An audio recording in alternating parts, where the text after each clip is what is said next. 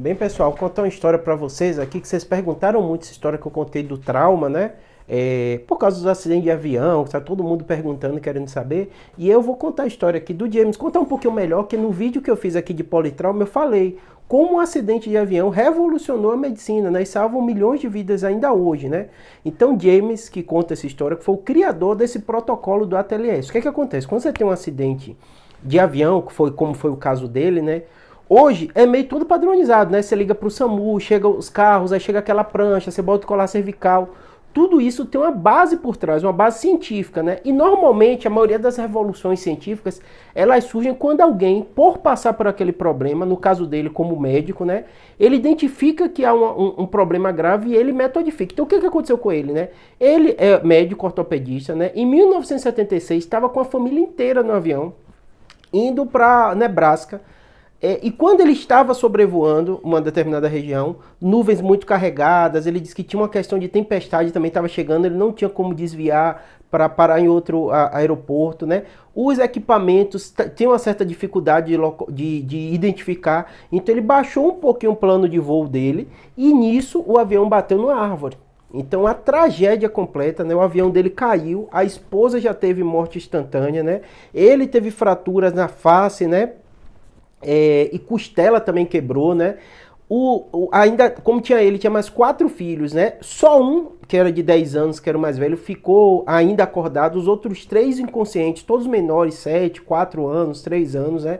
E dentro dessa tragédia, já no início da tarde, né? Umas 18 horas, o avião cai. Ele disse que quando viu aquela situação, é o que ele conta, tem até um vídeo, eu baseei muito nesse vídeo no YouTube, que é ele mesmo contando o relato, ele ainda é vivo, né? Contando o que aconteceu da cena, e é bem curioso, eu vou deixar até o link aqui na descrição, né?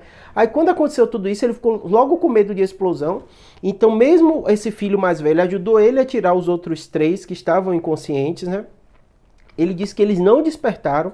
Um problema grave era a temperatura, né? Graus negativos, então é um estado que tem um inverno muito forte, né? E ele disse que não tinha possibilidade de ter qualquer tipo de socorro, né? Até que ele identificou, por causa da lua e tal, a luz, ele conseguiu ver uma estrada, viu o carro passando e pediu para o filho ficar.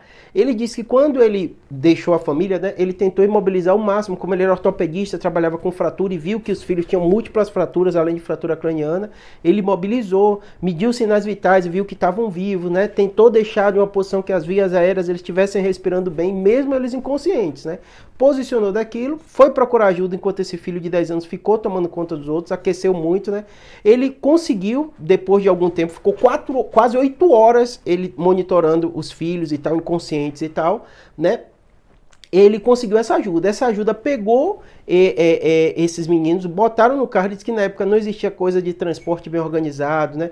Para situações de emergência, e levaram para a cidade mais próxima, uma cidade pequena, disse que o hospital nem estava aberto, teve que localizar para ver quem podia dar socorro e tal nessa situação, levaram para esse hospital. Ele disse que quando chegou no hospital foi uma tragédia o atendimento, né?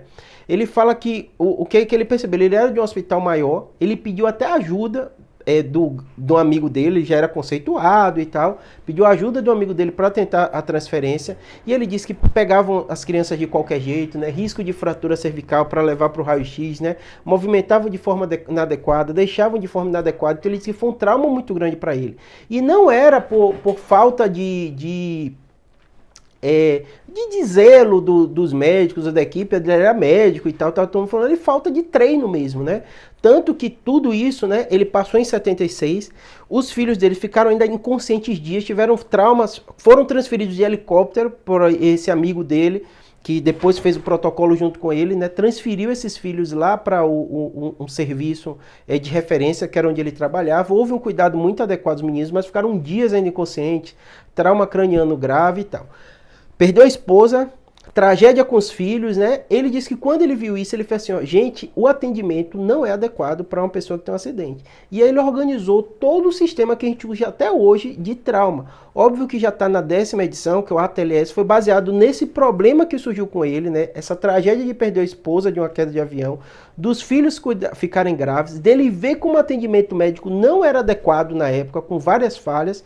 E ele criou um sistema. Já existiu o ACLS, que é a parte cardíaca para infarto. Ele falou, o que mais mata o jovem é o trauma. Então você tem que ter um atendimento adequado, né? E tudo que se saiu depois disso foi muito baseado nesse trabalho dele. Hoje a gente já está na 10ª edição, a ciência ela é dinâmica, então se modifica e tal. Criaram uma série de serviços de urgência para ter atendimento rápido, que na época não existia, né? Alguém cai, pode cair em qualquer cidade, em qualquer lugar. Tem que ter um hospital próximo que você possa levar, né? Se você for imaginar, né, SAMU depois organizado, tudo isso, lá eles têm um serviço deles de emergência, mas eles focaram muito nisso. E o atendimento básico que a gente hoje chama de Golden Hour, que é a hora de ouro, essa hora entre a queda, chegar, ver quem está vivo e trazer essa pessoa mais rápido. Isso salva muitas vidas, como salvou o filho dele, porque ele estava lá e ele fez toda a atuação. Ele disse que mesmo com fratura na costela e tudo, ele não deixou os filhos amparados, ele que ficava intervindo, porque ele percebia que o cuidado não estava sendo adequado.